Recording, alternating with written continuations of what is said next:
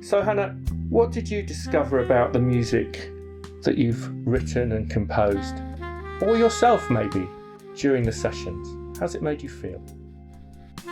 Sounds a bit weird, but it's made me realise what I do to my sound. Because when I practice in my little cottage, I can't hear everything that I'd put into the saxophone or what anybody else does. So then when we're in the room and we're being mic'd up so amazingly by Martin, which picks up all our sound, I'm really quite pleased with how I sound. Thanks, Martin. Great, pleasure. And it's been nice that the pieces have grown in the week. Some of them have really changed. And Martin, Hannah was talking about her sound. What surprised you sonically about the band and Hannah's sound in particular? Well, the band sounded more or less like I was expecting them to sound, because I had seen them at a gig and got to know the sounds a little bit. But miking the sax up in the studio was my biggest challenge, because I wanted, obviously, Hannah's sound to be a great sound, and went through a few different mic possibilities and ended up with a very nice valve condenser mic, which actually brought out all the character of your saxes, both the tenor and the baritone, I think, really nicely. Yeah, you can even hear almost my fingers touching. Yeah, you can hear the breath and the air, and it's lovely. Yeah, really nice. Well, you've both given me a technical answer, but I think both of you really have felt the music during the whole session. I think sometimes I've noticed that you've really felt some tracks in particular. Maybe I could ask both of you, what's given you goosebumps during the recording? You can go first. I can go first. I think there were two tracks actually. We've done two different versions of Remembering Mr. Gone. The first one is We've Always Played It.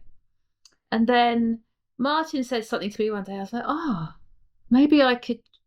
Martin was quite good at challenging me on some ideas. So I was like, could this be changed? So then I woke up the next morning and thought, I know, let's try it a different way. And it sounded so cool, just piano and sax. But they both sound cool, so I don't know which one we'll use. But that one made me cry after it's him. I'd go along with that. Remembering Mr. Gone was fantastic both times it went down. The original take we did with the full band, and then again with just the sax and piano. And I got shivers with both of them, actually. But I also did on some of the other tracks, of course, the names of which I've forgotten already. I think Whisper was one I really felt good about, and I got, moved me, and quite a few did, actually. That's nice, because the whole album is about emotion, really. Every track has some deep, it belongs inside of me. So Hannah, what emotions, how do you want people to feel when they listen to this album? I think they might feel all sorts. But there is some real happiness in there. There is one track that I wrote, maybe a month ago. And I had no idea. I literally just came to 12 bars of the piece. And that piece has ended up being short, but I think really kind of happy and carnival vibe. We did it on the live stream for some of the crowdfunders, and it's got clapping in it, which I would never have thought would have gone in it. We've all been clapping away in the studio. It's been cool. Yeah, fun. Martin, are there any other keeper takes, any first takes that you thought they really stuck, and why do you think they might have done that? Well, we got a few first takes, actually. I mean, I think we've probably got more first takes on this album than most of the albums I've done.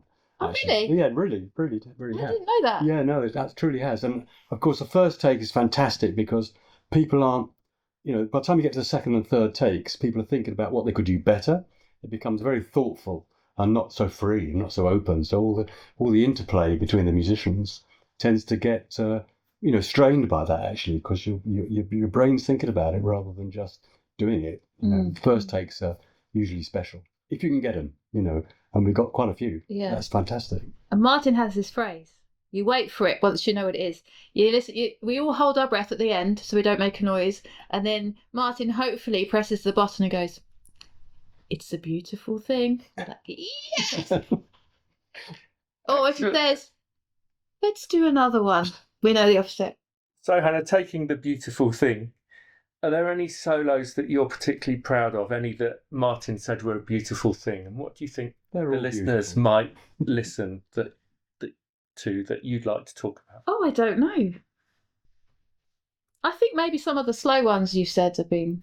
Yeah, yeah. The slower ones have made me really sort of tingle and feel. You know, the up ones are great too. The fun ones are great, Yeah. obviously. But it's a different feeling, isn't it? You want to get up and dance or something. Yes. But it's the slightly melancholy ones that make you really, they get deep. Yeah. Deeper, I think. And a few of those have been fantastic. Yeah, it's definitely the slow ones. And also some of the introductions that Sam's done with the band, and then there's like a wind chime or something, makes you go, wind chime? Bell chime? I don't know what that's called. Wind chime, I think it was called, yeah. Mm. Thinking of that, in 10 years, how do you want people to be thinking about this album? Hopefully that they still want to listen to it, and they can feel everything we've put into it, and also the magic and the space that Martin has created and will go on to create with the mixing. Because it feels like the right time to do this album now, but really you want it to stand the test of time in the future and be one of those albums that people have hopefully more than one favourite. There's always on an album one that you might skip over. Even on my favourite albums there's those, but hopefully it will be, and maybe some people will like to play a few of the tracks, like on the sax or on an instrument. Martin, anything you'd like to add to that? I concur, really. Yeah, I mean, I think we talked about first takes, you know, and that special thing that happens between performers when you're sort of exploring and discovering stuff. And I think that stuff lasts the test of time. I think when you start to piece it all together bit by bit, which sometimes happens in the studio, it can be great, but it lacks the longevity of the moment that the first takes have. And I'm really happy you've got a few first takes in there. It's great. Yes, because some albums do, like they lay the drums down first and then they add the bass, but generally everything's been done. Well, it's been lovely talking to you both, and thank you very much for being interviewed at the end of such a great session that I've really enjoyed. And thanks also to Martin for being such an epic. It's been a great week. Yeah. It's been a great week.